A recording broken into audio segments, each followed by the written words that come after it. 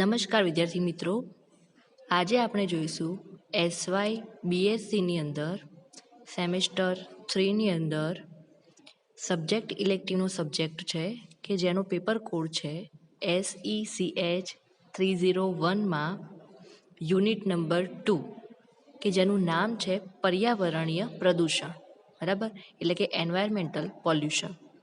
તો વિદ્યાર્થી મિત્રો, આનો આગળનું આપણે જે લેક્ચર જોયું હતું એ લેક્ચરની અંદર આપણે ફક્ત જે સિલેબસ છે એના વિશે ચર્ચા કરી હતી કે જેની અંદર આપણે આટલા મુદ્દાઓ વિશે સમજ્યા હતા, બરાબર. તો આજના લેક્ચરની અંદર આપણે અભ્યાસ કરીશું કે જે સોઇલ પોલ્યુશન જે છે એટલે કે જે જમીનનું પ્રદૂષણ છે એ કઈ રીતે થાય છે અને જમીનનું પ્રદૂષણ એટલે શું, બરાબર. તો સૌપ્રથમ આપણે જોઈશું ફર્સ્ટ જે ટોપિક છે કે જેનું નામ છે સોઇલ પોલ્યુશન એટલે કે જમીનનું પ્રદૂષણ. તો જમીનનું પ્રદૂષણ એટલે શું? તો સૌપ્રથમ આપણે એની પ્રસ્તાવના જો જોઈએ તો જમીનનું પ્રદૂષણ એટલે શું, તો કે એની અંદર આપણે જોઈએ તો કે આપણે જે રીતે વરસાદથી તૈયાર થતું જે જંગલ છે, બરાબર, અથવા તો એક પક્ષીનું જે નિર્માણ નથી કરી શકતા તે જ રીતે આપણે માટી પણ બનાવી શકતા નથી, બરાબર. તો એવી જ રીતે એનું નુકસાન પણ એ જ રીતે કરવામાં આવે છે. માટી નવી નથી બનતી પરંતુ એનું નુકસાન કરવામાં આવે છે, બરાબર. તો સૌપ્રથમ આપણે જોઈ લઈએ કે જે આ જમીનનું પ્રદૂષણ જે છે એટલે શું. તો સૌપ્રથમ અહીંયા આગળ તમારે જે ટોપિક છે એ છે કે માટી જે છે એ જમીન પરનું એક કેવું પડ છે, તો કે એક પાતળું પડ છે. કેવું પડ છે? એક પાતળું પડ છે, બરાબર. ખૂબ જ નજીક એકદમ જે પાતળું જે પડ આવે છે એવું એક સ્તર છે જમીન ઉપરનું, બરાબર, જેમાં ખનિજ, કાર્બનિક પદાર્થ, સજીવ તંત્રો, બરાબર, વાયુ અને જળ હોય છે. તો કે જમીનની અંદર એટલે કે માટીની અંદર કેવા કેવા તત્વો રહેલા હોય છે, તો કે એની અંદર જમીનની અંદર જો આપણે વાત કરીએ તો કે કેવા કેવા તત્વોનો સમાવેશ થાય છે, તો એમાં એક તો છે ખનિજ છે કે જુદા જુદા પ્રકારના ખનિજ જે આપણને જોવા મળે છે એ જુદા જુદા ખનિજ જે છે એ શેમાંથી મળે છે? આપણને જમીનમાંથી પ્રાપ્ત થાય છે, બરાબર. બીજું છે કે કાર્બનિક પદાર્થ, કે કોઈ પણ કાર્બનિક પદાર્થ જે હોય છે એ કાર્બનિક પદાર્થ પણ આપણને શેમાંથી મળતા હોય છે? તો એ પણ આપણને જમીનની અંદરથી જ મળતા હોય છે. એની પછી આપણે જોઈએ તો કે છે સજીવ તંત્રો, એટલે કે કોઈ પણ સજીવ માટે, બરાબર, કે જીવન જરૂરિયાત માટે જે માટીમાંથી ઉત્પન્ન થતી જે વસ્તુઓ છે, બરાબર, અથવા તો જે જમીનમાંથી ઉત્પન્ન થતી જે વસ્તુઓ છે એને આપણે શું કહીશું? સજીવ તંત્રો તરીકે ઓળખીશું. તો આજે જુદા જુદા પ્રકારના જે સજીવ તંત્રો છે એ પણ આપણે જમીનમાંથી એટલે કે માટીમાંથી મેળવીએ છીએ. એ ઉપરાંત જો આપણે બીજા તત્વોની વાત કરી લઈએ તો કે એક તો છે વાયુ, કે વાયુ દ્વારા પણ જમીનનું પ્રદૂષણ થઈ શકે છે. અને લાસ્ટમાં છે જળ, એટલે કે પાણી દ્વારા પણ જમીનનું પ્રદૂષણ થઈ શકે છે, બરાબર. તો માટી જે છે એ કેવું પડ છે? ખૂબ જ પાતળું પડ છે. શેના ઉપરનું? તો કે જમીન ઉપરનું એક પાતળું પડ છે, બરાબર, કે જેની અંદર ખનિજ, કાર્બનિક પદાર્થ, સજીવ તંત્રો, વાયુ અને જળ હોય છે. હવે આ બધું જ આપણે જે હાલ વાત કરી જે 5 તત્વોની, એ પાંચ તત્વો જે છે એ ભેગા મળીને શું કરે છે? તો કે વનસ્પતિની વૃદ્ધિ એટલે કે વનસ્પતિની વૃદ્ધિની અંદર મદદ કરે છે. તો કે શેની અંદર મદદ કરે છે? તો કે વનસ્પતિ આપણે જે છોડ વાવીએ છીએ અથવા જે ઝાડ વાવીએ છીએ, બરાબર, તો એ વનસ્પતિ જે આપણે વાવીએ છીએ એ વનસ્પતિની વૃદ્ધિની અંદર મદદ કરે છે. એના સિવાય મૂળ સામગ્રીમાંથી જો આપણે વાત કરીએ તો કે મૂળ સામગ્રીમાંથી માટીના નિર્માણની અંદર અનેક પરિબળોનું યોગદાન હોય છે. હવે એની અંદર આપણે વાત કરીએ તો કે ઉષ્ણતામાનમાં જે પરિવર્તન થાય છે, બરાબર, તો કે ઉષ્ણતામાન એટલે શું? તો કે ગરમી. ઉષ્ણતામાન એટલે શું? તો કે ગરમી, બરાબર. તો ઉષ્ણતામાન એટલે શું? તો એક પ્રકારનું તાપમાન. તો એ ઉષ્ણ તાપમાન જે છે, ઉષ્ણ તાપમાન એટલે કે ગરમ તાપમાન, ગરમ વાતાવરણ. તો કે ઉષ્ણ તાપમાનમાં પરિવર્તન એટલે કે એની અંદર અમુક પ્રકારના ફેરફાર થાય. અને પવન દ્વારા પણ જમીનની ઉપરનું જે પડ છે એ શું થાય છે? ઘસાઈ જાય છે. એટલે કે એમાંથી જે માટી હોય છે એ માટીના કણો એક જગ્યાએથી બીજી જગ્યાએ એનું સ્થાનાંતરણ થઈ જાય છે, બરાબર. તો એ વાયુ એટલે કે પવન જે છે એના દ્વારા પણ જમીનનું પ્રદૂષણ થતું હોય છે. બીજું છે વહેતું પાણી. જો આપણે નદીની વાત કરીએ ધારો કે, તો નદીની અંદર તો માટી હોતી જ નથી, પરંતુ જો જમીનની આપણે વાત કરીએ તો ધારો કે પૂર આવે, બરાબર, ચોમાસાની અંદર જો પૂર આવે તો એ પૂરની અંદર વધુ પડતું પાણી હોય છે, બરાબર. તો એ વધુ પડતું પાણી જે છે એ જેમ જેમ એનું વહાણ જે છે એ જેમ જેમ વહેતું વધારે જાય એમ એમ માટીનું ધોવાણ પણ થતું જાય છે. તો જમીનનું જે ઉપરનું સ્તર જે છે એનું ધોવાણ થતું જાય છે, બરાબર. એની પછી આપણે વાત કરીએ તો કે છે હિમશિલાઓ. તો કે એનું પછીનું જે કયું છે તો કે એ છે હિમશિલાઓ. હિમશિલાઓ એટલે કે બરફની જે પહાડો હોય છે, બરફના જે પહાડો હોય છે એની અહીંયા આગળ વાત કરેલી છે. તો બરફના જે પહાડો હોય છે એના દ્વારા પણ જમીનનું પ્રદૂષણ થતું હોય છે. એના પછી આપણે વાત કરીએ તો કે છે રાસાયણિક ક્ષય, બરાબર. રાસાયણિક ક્ષય જે છે એટલે શું, તો કે રાસાયણિક પ્રક્રિયાઓ દ્વારા જે નુકસાન થતું હોય છે જમીનને, બરાબર. ઘણી બધી રાસાયણિક પ્રક્રિયાઓ જમીનની અંદર થતી હોય છે, કાર્બનિક પ્રક્રિયાઓ થતી હોય છે, બરાબર. તો એ રાસાયણિક પ્રકારની જે પ્રક્રિયાઓ થતી હોય છે, તો એ રાસાયણિક પ્રક્રિયાથી જે નુકસાન થાય છે એને આપણે કહીએ છીએ રાસાયણિક ક્ષય, બરાબર. એની પછી છે લીલ અને ફૂગ. તો કે લીલ અને ફૂગ તો તમને બધાને ખબર જ છે કે લીલ અને ફૂગ જે છે એ ક્યાં આગળ જોવા મળે છે અને કઈ રીતે ઉત્પન્ન થાય છે, બરાબર. તો કે એ લીલ અને ફૂગ જે છે એના કારણે પણ ખડકોનું જે ઉજરડાવું, એટલે કે ખડકોનું શું થાય છે, ખવાઈ જાય છે ખડકો, બરાબર. કોના કારણે, તો કે લીલ અને ફૂગના કારણે ખડકોનું શું થાય છે, એ ખવાઈ જાય છે. તો ખડકોનું નુકસાન થાય છે. અને પ્રાકૃતિક ગળતર. ગળતર એટલે શું, પ્રાકૃતિક ગળતર એટલે કે, તો કે પ્રાકૃતિક એટલે કે કુદરતી રીતે પણ અમુક રીતે જમીનનું પ્રદૂષણ આપણને જોવા મળે છે, બરાબર. તો આ બધા જ જે તત્વો અહીંયા આગળ આપણે પરિબળો જોયા એ બધા જ પરિબળો જે છે એ જમીનના પ્રદૂષણ માટે જવાબદાર કારણો છે. એના પછી આપણે જોઈશું તો કે માટીના વિકાસ માટે, બરાબર. તો એ માટીના વિકાસમાં આબોહવા અને સમયનું પણ મહત્વ હોય છે. માટીનો જે વિકાસ થાય છે એની ઉપર બીજા કયા કયા પરિબળોનું મહત્વ હોય છે, તો કે માટીના વિકાસ માટે જે આબોહવા હોય છે, એટલે કે જે હવામાન હોય છે, જે વાતાવરણ હોય છે એ પણ મહત્વનો ભાગ ભજવે છે. અને જે સમય હોય છે એ સમય પણ મહત્વનો ભાગ ભજવે છે. અત્યંત શુષ્ક અને ઠંડી આબોહવા જો જોવા મળે માટીની ઉપર, બરાબર. તો કે ધારો કે આપણે શુષ્ક એટલે કે એકદમ સૂકી અને ઠંડી એટલે કે એકદમ ઠંડક પડતી, બરાબર. તો કે કેવું વાતાવરણ જોવા મળે, જો એકદમ સૂકું વાતાવરણ એટલે કે શુષ્ક વાતાવરણ એટલે કે ઉનાળો અને જો ઠંડીનું વાતાવરણ જોવા મળે તો માટીનો વિકાસ જે છે એ ખૂબ જ કેવો થાય છે, ધીમો થાય છે. જ્યારે ભેજવાળી અને ગરમ આબોહવાની આપણે વાત કરીએ તો કેવી આબોહવાની અંદર જમીનનો વિકાસ, માટીનો વિકાસ ઝડપથી થાય છે, તો કે ભેજવાળી અને ગરમ જે છે એ આબોહવાની અંદર જમીન જે છે એનો વિકાસ વધુ ઝડપી રીતે થાય છે. તો કે ભેજવાળી અને ગરમ આબોહવાની અંદર માટીનો વિકાસ ઝડપથી થાય છે, જ્યારે શુષ્ક અને ઠંડી આબોહવાની અંદર માટીનો વિકાસ ખૂબ જ ધીમો થાય છે, બરાબર. એ ઉપરાંત જો આપણે વાત કરીએ તો કે આબોહવાની આદર્શ પરિસ્થિતિઓમાં જો નરમ એવી મૂળભૂત સામગ્રીમાંથી 15 વર્ષની અંદર જો 1 સેન્ટીમીટર માટી તૈયાર થઈ શકે છે, જ્યારે આબોહવાની પ્રતિકૂળ પરિસ્થિતિઓ જે છે એ સખત એવી મૂળભૂત સામગ્રીમાંથી માટી બનતા કેટલા સમય લાગે છે, તો કે સેંકડો વર્ષ લાગી શકે છે, બરાબર. એની પછી આપણે વાત કરીએ તો કે એના પછીનો મુદ્દો આપણે જોઈએ તો એ છે કે માટીની ઉપરનું જે સૌથી ઉપરનું જે સ્તર હોય છે, બરાબર. તો કે એની પહેલાં આપણે એક બીજા મુદ્દાની ચર્ચા કરી લઈએ કે માટીની જે રૂપરેખા છે એ માટીની રૂપરેખા કોને કહેવામાં આવે છે. તો કે પૂર્ણ વિકસિત માટી જે હોય, પૂર્ણ વિકસિત માટી એટલે શું, તો કે જેનો વિકાસ સારી રીતે થયેલો હોય, બરાબર, એનો વિકાસ પૂરો થઈ ગયેલો હોય, તો એ પૂર્ણ વિકસિત જે માટી છે એ અનેક સ્તરોની અંદર ગોઠવાયેલી હોય છે.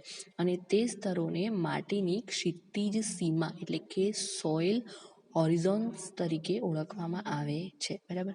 હવે આ જે સીમા છે એ દરેક સીમાને એક આગવું પોત અને સંરચના હોય છે.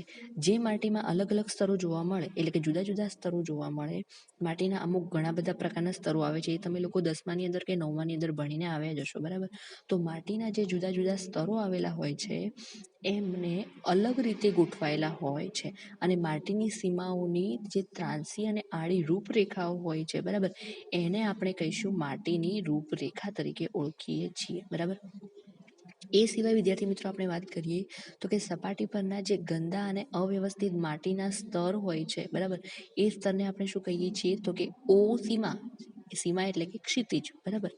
તો કે સપાટી ઉપરનું જે ગંદુ અને અવ્યવસ્થિત જે માટીનું સ્તર હોય છે એને આપણે ઓ સીમા તરીકે ઓળખીએ છીએ. હવે એની અંદર જે છે એ મોટે ભાગે તાજા ખરેલા અને આંશિક વિઘટિત પાંદડાઓ જે છે કોનો કોનો સમાવેશ થાય છે તો કે એ જે ઓ સીમા જે છે, એ ઓ સીમાની અંદર જે જમીનનો સમાવેશ થાય છે એની અંદર કયા કયા પદાર્થો રહેલા હોય છે તો કે તાજા ખરેલા અને આંશિક વિઘટિત થયેલા પાંદડા. વિઘટિત એટલે કે સડી ગયેલા પાંદડા, બરાબર. તો કે તાજા ખરેલા પાંદડા અને જે બગડી ગયેલા જે પાંદડા હોય એટલે કે સડી ગયેલા જે પાંદડાઓ હોય છે એ પાંદડાઓ, પછી ડાળીઓ, પછી પશુઓના મળમૂત્ર, એની પછી ફૂગ છે અને અન્ય જૈવિક પદાર્થો જે છે આ પદાર્થોનો સમાવેશ થાય છે. આ સીમા જે છે એ સીમા સ્તરનો જે રંગ હોય છે એ સાધારણ રીતે કેવો હોય છે તો કે ભૂખરો અથવા તો કાળા રંગનો જોવા મળે છે, બરાબર.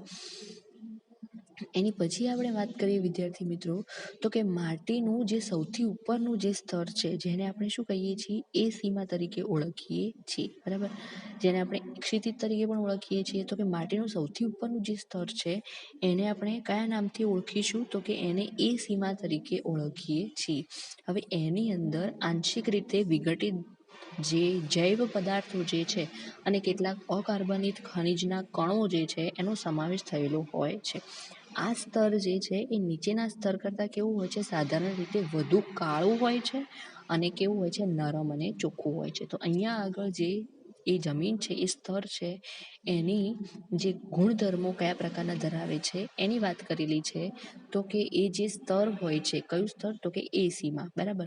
તો કે એ સ્તર જે હોય છે એ કેવું હોય છે સાધારણ રીતે તો કે વધુ કાળું હોય છે અને નરમ અને કેવું હોય છે, ચોખ્ખું હોય છે, બરાબર.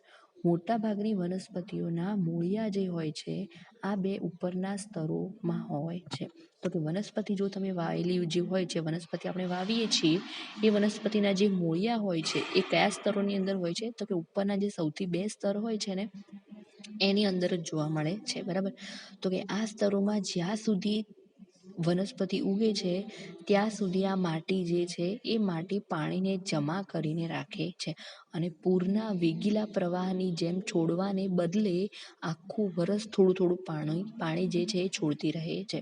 તો કે આ બે સ્તરોમાં મોટી સંખ્યામાં જીવાણુઓ રહેલા હોય છે, ફૂગ રહેલી હોય છે, અળસિયાઓ રહેલા હોય છે, બરાબર. અને બીજા નાના જે કીટકો હોય છે એ નાના નાના કીટકો પણ અહીંયા આગળ તમને જોવા મળે છે. બીજી વસ્તુ આપણે વિદ્યાર્થી મિત્રો અહીંયા આગળ વાત કરીએ તો કે ઘણા બધા નાના કીટકો આપણને અહીંયા આગળ જોવા મળશે. તો મોટી સંખ્યાની અંદર એ સ્તરની અંદર શું જોવા મળશે તો કે જીવાણુ, ફૂગ, અળસિયા અને બીજા નાના નાના કીટકો તમને અહીંયા આગળ જોવા મળશે. હવે આ બધા જ જે છે એ ભેગા મળીને શું કરશે તો કે માટીને પોતપોતાની જટિલ આહાર જાળ બનાવે છે. માટીને શું કરે છે એની આહાર જાળ બનાવડાવે છે, બરાબર. અને માટીના જે પોષક તત્વો હોય છે એ પોષક તત્વોના પુનઃનિર્માણની અંદર મદદ કરે છે અને આના જ કારણે માટીની જે ફળદ્રુપતા હોય છે એ ફળદ્રુપતાની અંદર શું કરવડાવે છે તો એ માટીની ફળદ્રુપતામાં વધારો કરવડાવે છે, બરાબર. એની પછી જો આપણે બી ક્ષિતિજની વાત કરીએ, આપણે એ ક્ષિતિજની વાત કરી લીધી છે, બરાબર. તો હવે આપણે વાત કરીએ બી ક્ષિતિજની એટલે કે બી સીમાની વાત કરીએ.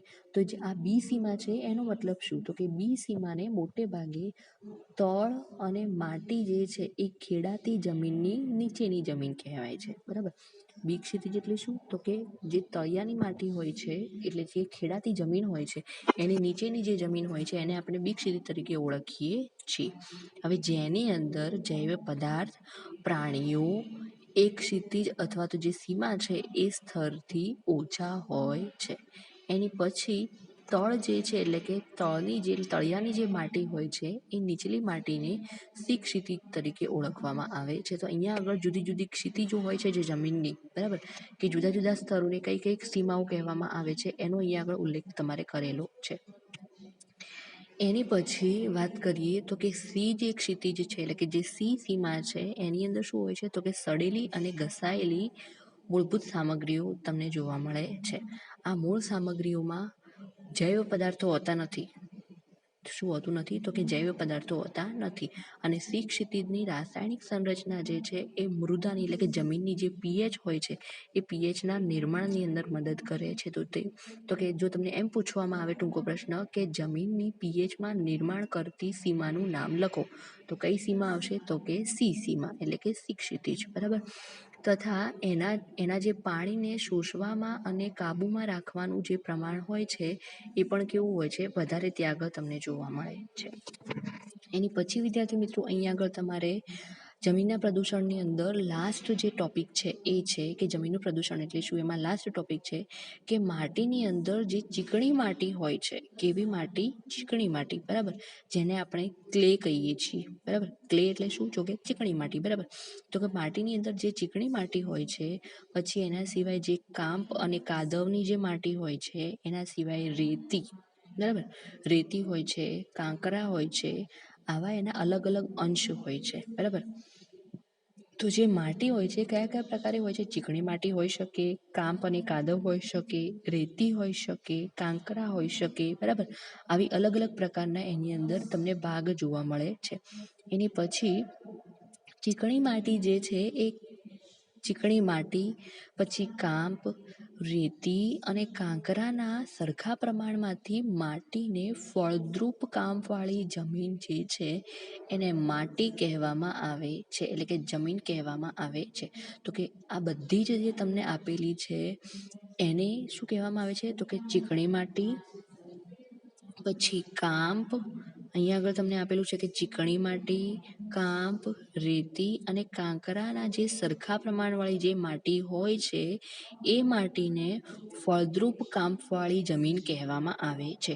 તો જો તમને એમ પૂછવામાં આવે વિદ્યાર્થી મિત્રો કે ફળદ્રુપ કાંપવાળી જમીન કોને કહેવામાં આવે, તો કોને કહેવામાં આવશે?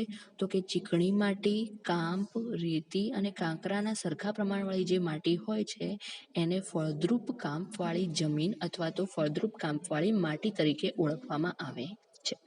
તો વિદ્યાર્થી મિત્રો, આજના લેક્ચરની અંદર આપણે શું ભણ્યા કે જમીનનું પ્રદૂષણ એટલે શું, એટલે કે સોઇલ પોલ્યુશન જે છે તમારે આ ચેપ્ટરનો ફર્સ્ટ ટોપિક કે વોટ ઇઝ સોઇલ પોલ્યુશન, જમીનનું પ્રદૂષણ એટલે શું. બરાબર, તો આ છે તમારી જમીનના પ્રદૂષણની ટૂંક નોંધ. બરાબર, એની પછીનો સેકન્ડ ટોપિક છે કે સોર્સિસ ઓફ સોઇલ પોલ્યુશન, એટલે કે માટીના પ્રદૂષણ માટેના જે કારણો છે, પરિબળો છે એ કયા કયા છે. બરાબર, કે કયા કયા કારણોથી માટીનું પ્રદૂષણ થઈ શકે છે.